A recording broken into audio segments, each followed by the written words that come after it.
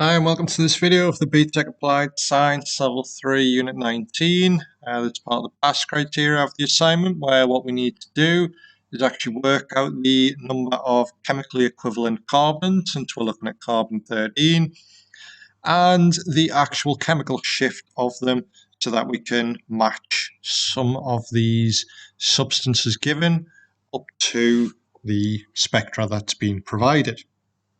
Now, there is a fairly laborious way you can tackle this question, where what we can do is work out the chemical shift of each and every carbon in all of these substances and see which one fits the figures given. But I'm going to try and speed it up a little bit. So first thing to do, I would say, have a look at the number of environments for what you've been given. We can see 1, 2, 3, 4, 5, 6 environments here. 1, 2, 3, 4, 5, 6 there. So the way to check, see if we can rule any of these out, see if any of them have got a different number of environments. So 1, 2, 3, 4, 5, 6. 1, 2, 3, 4, 5, 6. 1, 2, 3, 4, 5, 6 and there. 1, 2, 3, 4, 5, 6. And 1, 2, 3, 4, 5, 6. So they've all got 6 environments. Unfortunately, we can't cancel any of them out like that. I did the environment quickly there. If you've forgotten how to do it, please look back at one of the older videos.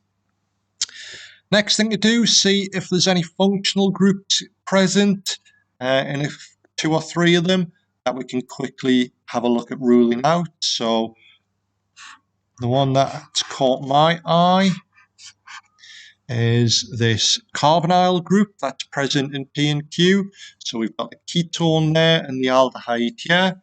We can see 190 to 220. So we'd have a look. Nope, no ketone or aldehyde in figure 2, and ditto, none in figure 1. So I don't even need to bother working out all of them. I've instantly ruled out P and Q being a possibility because there is no peak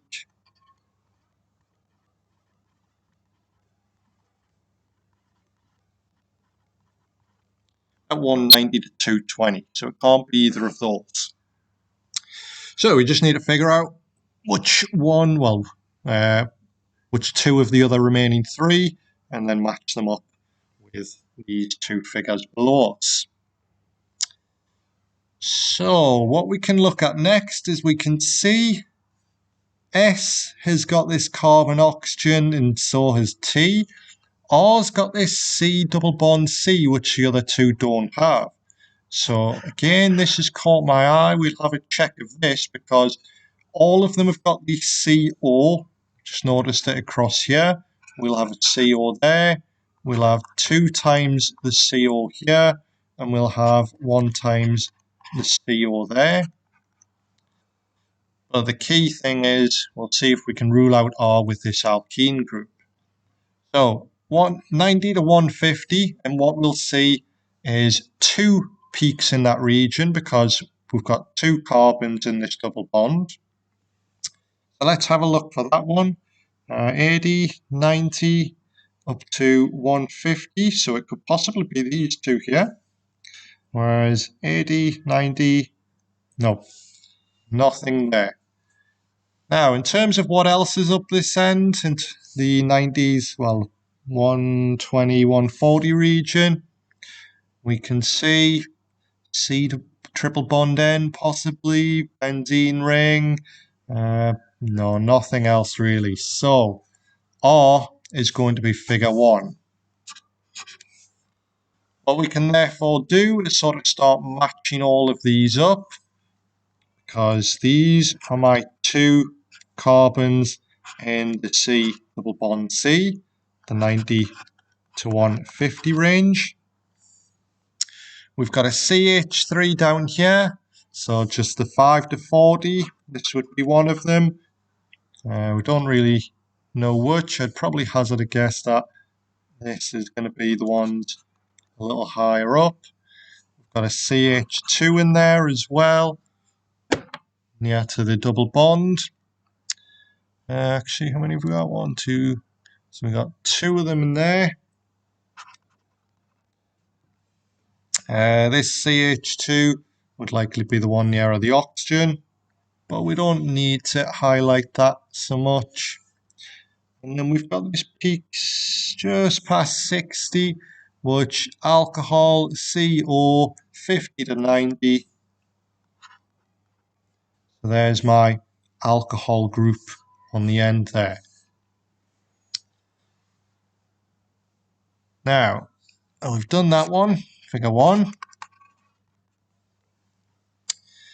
Trying to work out S and T for which one is figure 2. Both got 6 environments. Now, using what I wrote before, we can see this has got 1 carbon oxygen, whereas this has got 2 of the C to O bonds. So this one would have 1 peak in the 50 to 90 range. This one would have 2 peaks in the 50 to 90 range. Let's have a look. So 60, 70, so 50 to 90 about here. So 50 to 90, we can see 2 peaks in that range. So figure 2 is going to be T. So we got 2 of the CO in that 50 to 90. And then if we just check the others, that's just C to C, so CH3. Got the CH2 there, just carbons either side. Likewise, all of those. So 1, 2, we've got 3 CH2s in there. Getting a bit messy there. Should have probably just arrowed them off a little bit. But the easiest thing to then do is maybe just highlight them on this. That would be a 5 to 40, 5 to 40.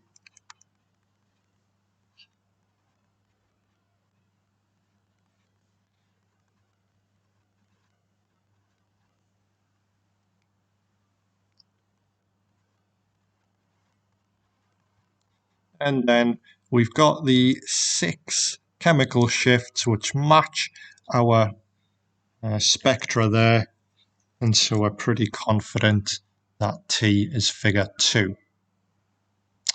So that's kind of what you'll need to do for the pass criteria. You'll be given a few molecules, you'll be given a few spectra, and you'll need to match them up by looking at their environments. It's a quick way to judge. If any of these had 5, you could have instantly ruled them out.